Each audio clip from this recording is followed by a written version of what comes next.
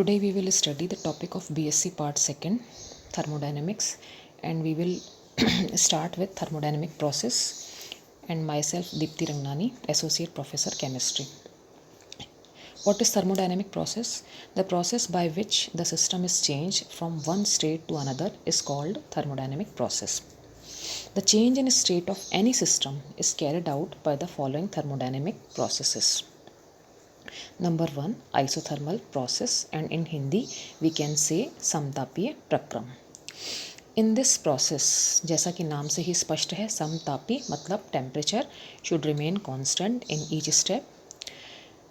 अगर temperature constant रहता है तो सिस्टम को जो हीट है वो सराउंडिंग से चेंज करनी पड़ेगी. That is system can exchange heat from surroundings. इसमें एक्सोथर्मिक प्रोसेस अगर है, ऊष्माक्षेपी प्रोसेस है अगर, तो उसमें हीट रिलीज़ होगी सराउंडिंग को. और अगर ऊष्माशोषी प्रोसेस है, एंडोथर्मिक प्रोसेस है, तो हीट सराउंडिंग के द्वारा एब्जॉर्ब करेगा सिस्टम. नंबर 2, एडियाबैटिक प्रोसेस, रुद्धोष्म प्रक्रम. रुद्धोष्म प्रक्रम क्या है? इसमें चूँकि टेम्परेचर की कोई लिमिट नहीं है, system can not exchange heat with surrounding. System जो है वो सराउंडिंग से हीट एक्सचेंज नहीं कर सकता, लेकिन टेम्परेचर जो है सिस्टम का वो चेंज हो सकता है. इसलिए एक्सोथर्मिक रिएक्शन या ऊष्माक्षेपीय अभिक्रियाओं में टेम्परेचर इंक्रीज होता है, और एंडोथर्मिक रिएक्शन ऊष्माशोषी अभिक्रियाओं में टेम्परेचर डिक्रीज होता है. नंबर 3 प्रोसेस है आइसोबैरिक प्रोसेस या समदाबीय प्रक्रम. जैसा कि नाम से ही स्पष्ट है कि समदाबीय प्रक्रम में पूरे प्रक्रम में दाब स्थिर रहता है. तो वह प्रक्रम जिसके द्वारा अवस्था परिवर्तन में दाब स्थिर रहे उसे हम समदाबी प्रक्रम कहते हैं. यदि निकाय का दाब P हो रहा है तो समदाबी प्रक्रम के लिए dP = 0 होता है.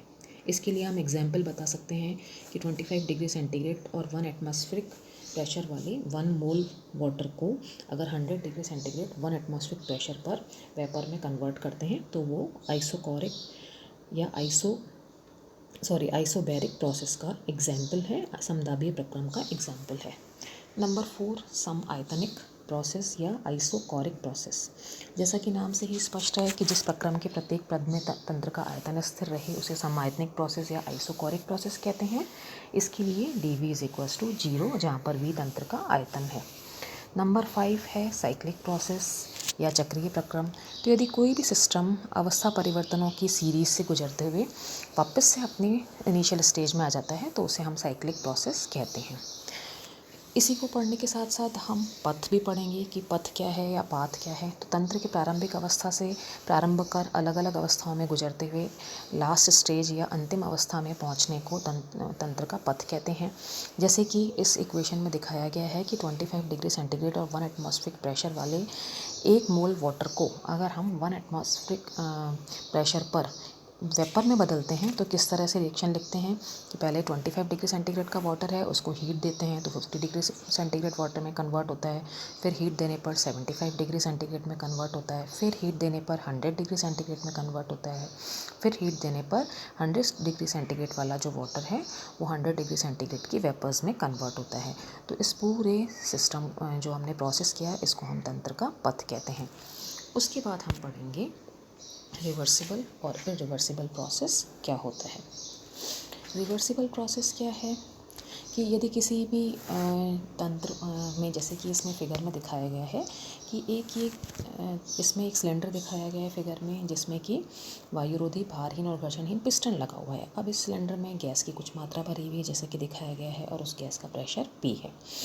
तो अगर हम चूँकि इस गैस के प्रेशर P के कारण पिस्टन ऊपर की तरफ उठेगा, लेकिन हम पिस्टन को सही स्थिति में रखने के लिए हम खुद प्रेशर लगा रहे हैं, ड्राइविंग फोर्स लगा रहे हैं, जिसको कि हम अप्लाइड प्रेशर PA के द्वारा डिनोट करते हैं. तो यहाँ पर 3 फिगर्स दिखाए गए हैं. अगर अप्लाइड प्रेशर जो है वो गैस के प्रेशर के बराबर है तो पिस्टन उसी स्थिति में रहेगा.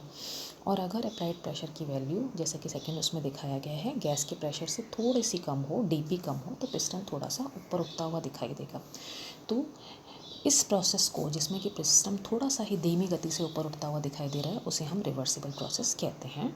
और ये रिवर्सिबल प्रोसेस का जो एग्जाम्पल है वो है वोल्टेज सेल से सूक्ष्म मात्रा में विद्युत का प्रवाह, इसका एग्जाम्पल है.